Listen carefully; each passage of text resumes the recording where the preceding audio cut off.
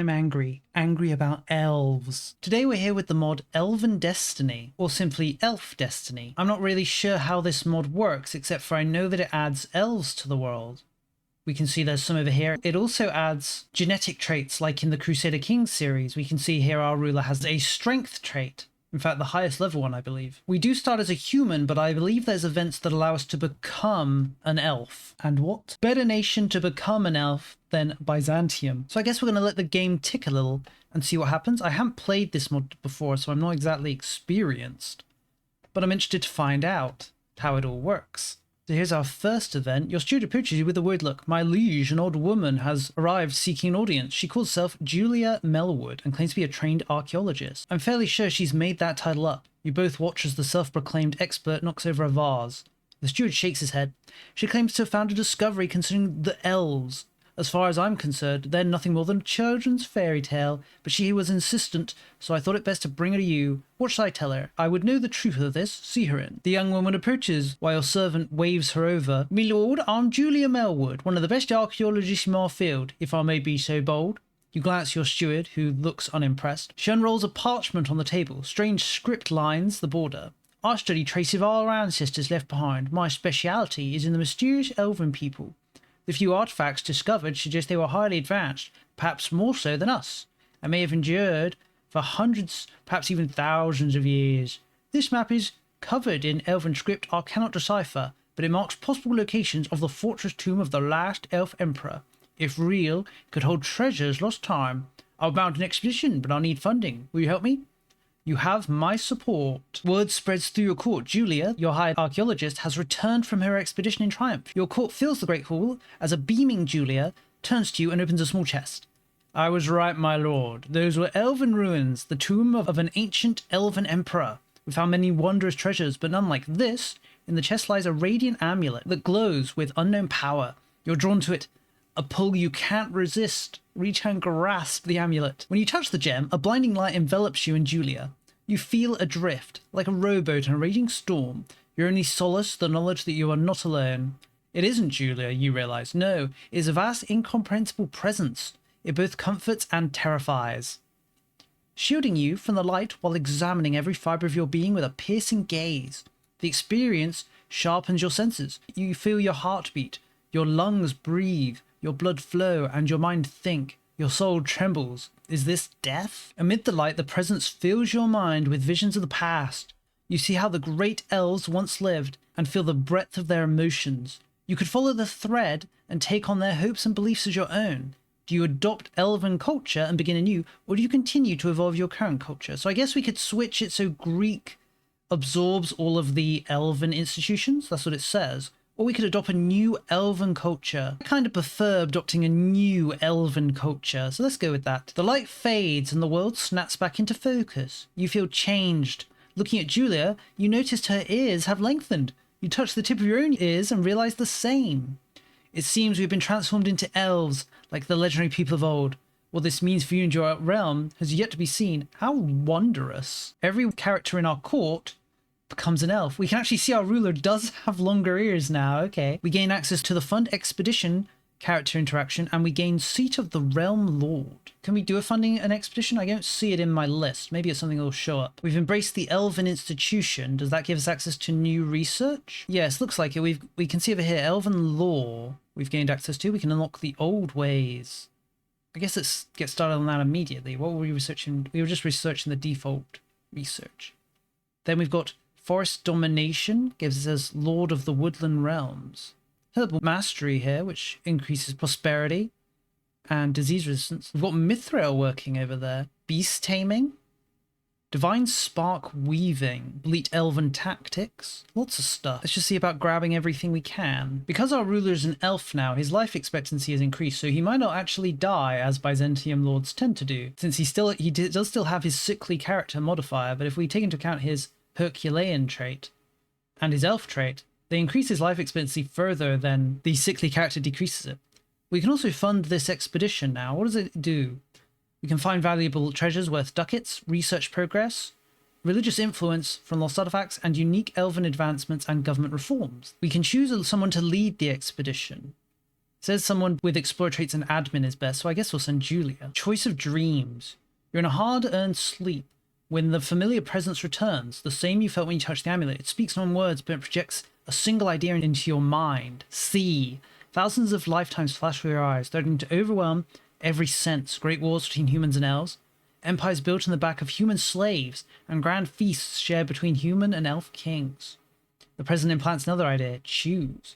Humans and elves will live together in friendship, which gives us the open-hearted government reform. Or we can say, elves stand above humans. Any other notion is ridiculous. This lets us raid for human slaves, and lets us capture slaves from occupied territory. I think we're going to go with elven superiority. Elf domination is the way, after all. Our expedition was a success. We found a bunch of money, some prestige, and a box. What's in the box? A spark capacitor used for the grand portal. Not really sure what that does, but I guess we got it now.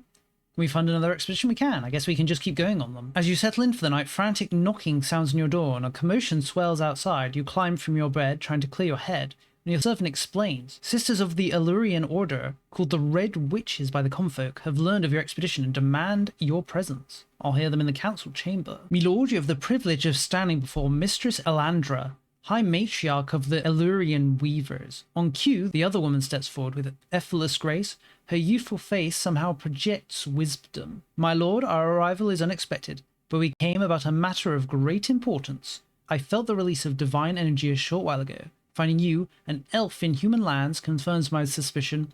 I know you have found the sigil of the Realm Lord. How could you know that? I'm not here to take it from you, the matriarch says, her song-like voice drawing you close. The sigil reacts only to those deemed worthy. Possessing it marks you as the undisputed elf lord of this world. In ancient times, elves and humans came here through a great portal. Empires rose and fell. Once, the elven emperor, whose sigil you found, was overthrown in a massive rebellion. Most elves were slain or forced to flee back through the portal, leaving this world behind. A small number remained in the wilds, living in peace. After the Great Exodus, rebels destroyed vital components of the portal, and our gateway to the other realm was lost. My lord, the sigil choosing you now is no coincidence. It confirms the Divine Spark's will. It's time to restore the Grand Portal and welcome the elven people back to the world, a momentous and worthy undertaking. It is indeed. You'll need to find replacements for the destroyed portal's components. I've learned such things are rare. Well, we already just found one. Yet still believe in the old days of old. You must continue your expeditions of ancient elven sites and find the parts we need, she finishes, motioning the youngest sister to lay a map down the table. We brought a map with us. Today details some newly discovered elven runes for your investigation. Elandra looks deep into your eyes. The world's fate lies in your hands. I dare not say that lightly. Before we can make the long journey back to our sanctum in the north, I have one additional matter to discuss with you. It is customary of all elven lords across all realms to accept the Divine Spark as the true guiding force of the universe. Furthermore, sisters of the Aeluran Weavers are seen as shepherds of its will. I implore you to accept the order into your lands and advise you to further the interests of the Divine Spark. So we can just say no, or we can say yes, and we'll convert to their elven religion. I guess we'll convert to the elven religion, why not, right? So what does the elven religion do for us? It allows us to have females in the cabinet, can increase our diplomatic range, enables religious influence. We have a religious head, and the deep woods have a special status. We have blessings here, but it doesn't look like we can put anything in them right now. It looks like we have to do this ritual of the Divine Spark's blessing, I assume, to gain blessings that we can then slot in. That seems logical. We found another box on an expedition. What's inside this one? Oh, beast tamers. Gives us access to wolf rider cavalry. They look pretty good, especially considering their size. They're an age 3 unit though, so maybe that's why they're so good. We've entered into the Byzantine Empire's succession crisis. Not a big deal, to be expected really. Our ruler's elder brother is plotting the rebellion. He is of course also an elf. We've got our first parliament. I didn't really check. Do we have any new unique laws from being elfin? Well, I can see some here. We have access to different marriage laws. We can go for unrestricted marriage so we can marry anybody. Is there a reason not to do that? Oh, we can also go for elven marriage as well, so we can have multiple wives. I think we're going to grab elven marriage first of all, so we can marry multiple people. Our ruler, of course, already has a wife, but if we get some more, we might be able to have some cool elven children. Another box found. What's inside? A mysterious elixir. We could sell the elixir, or we can just drink it. I think we're going to drink it. Who knows what will happen. We gain dull mind for 10 years, -10 to every stat.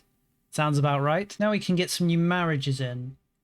I think we're going to marry these various Elven dynasties. I think we can get their bloodlines into our bloodline if we marry into them. So we'll just grab as many Elven wives as we can, I think, in the hopes that we may be able to produce some useful children. We've managed to research Elven law. This gives us access to the old ways. Government reform. We can see it here. Increases the power of magi. What's a magi? They're a unique kind of soldier. We can see some, we have some here. It looks like they come from the clerics. Clerics make magi. We'll grab another elven wife. This one from the blue-blooded dynasty bloodline, I believe. Yes. Found another box. This one gives us access to Mithril working. Is that automatically researched? It looked like it was. Yes, we can see here Mithril working. We can mine Mithril. We don't, is there any, we can also make Mithril regular units, and we gain access to the Elven Master Workshop, which lets us create these Elven Mastercrafts, which worth quite a lot, 15. We need tools and Mithril to make them, though. Or we need jewelry. Where is there any Mithril in the world? Yes, it looks like there's some over in Serbia. That's quite close by. One over in Italy, it looks like. And then a final one over here in Armenia. What is Mithril worth? It's worth 10, so as much as gold. I guess our first target for expansion will likely be the Serbians then. I found that we actually have access to a different tier of buildings. I'm not even going to try and pronounce these guys, but we can build some unique buildings. We're going to build the seat of the Fey Lord in Constantinople.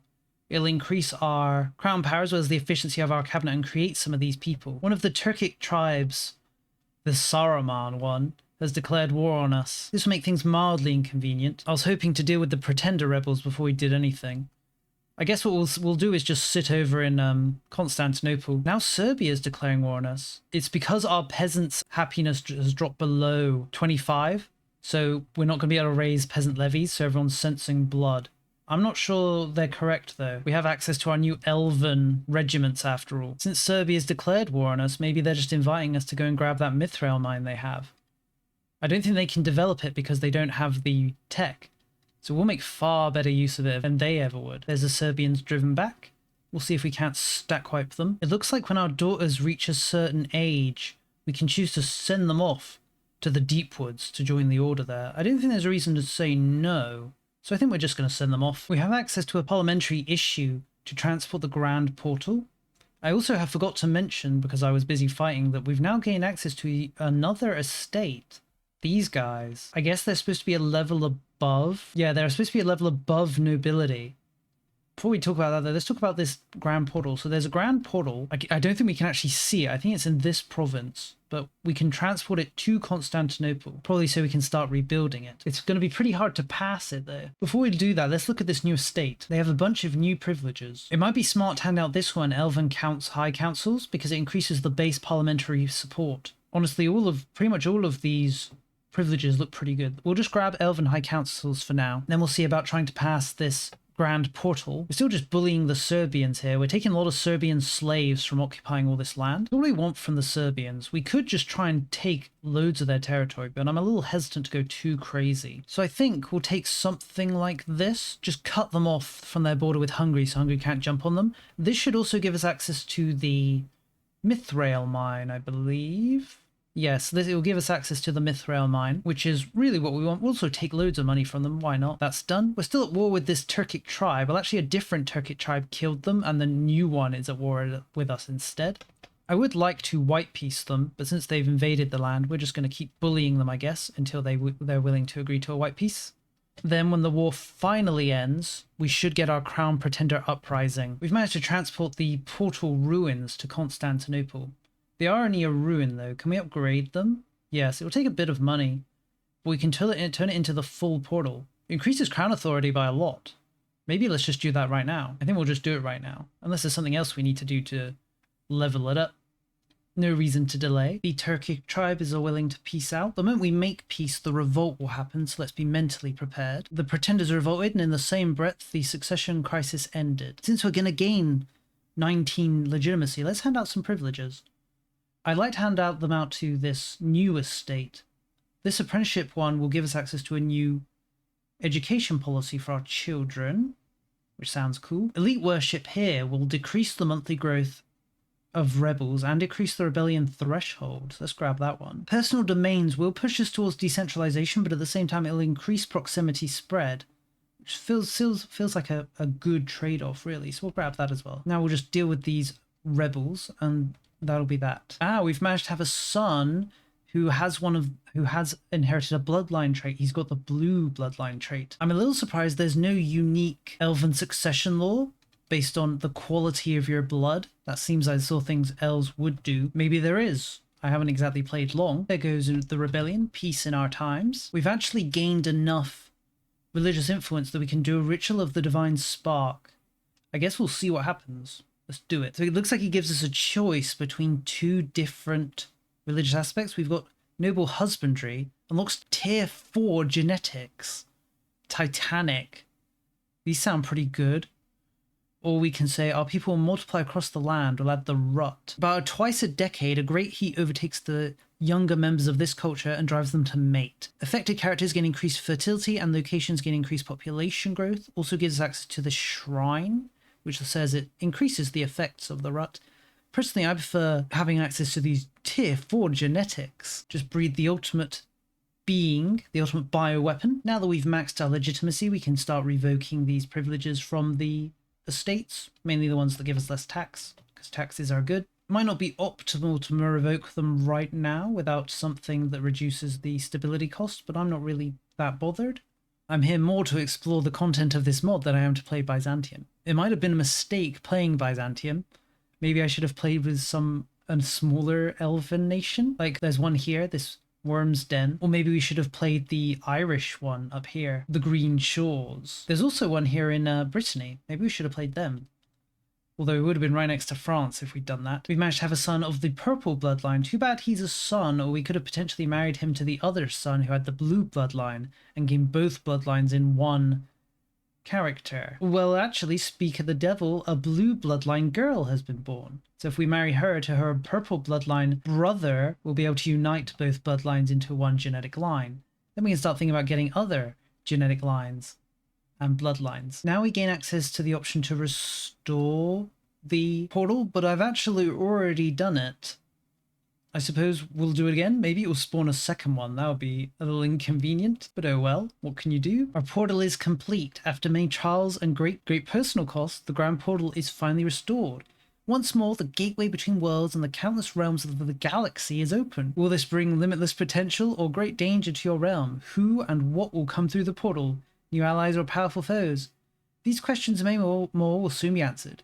You can feel the threads of destiny pulling. You're the true realm lord now, and it's time to make your mark on history. The time of the elves comes again. We'll get the something advancement. Maybe it doesn't exist yet? I'm not sure. We will also lose the seat of the realm lord and gain instead seat of the true realm lord, which is of course even better. Oh, there you go. Thank you for playing. That was the end of the content so far. We can pick a bonus. Give me a blessing. Beguiling nature gives access to the enchantress ruler trait, as well as the fairest ascendancy. Estate privilege, which gives access to fairest succession, where people win based on their beauty, with women being slightly preferred. What was the other option? Heroic courage, which gives us access to the heroic ruler trait. This beguiling nature also gives us access to higher tiers of genetic beauty traits, so I think we'll grab that one. We've gained access to the ritual of ascension. You've reached the pinnacle of your current elf level and are ready to ascend. What does it mean? We can ascend alone. We can ascend with our family. It costs more. Or just say no. Let's ascend alone.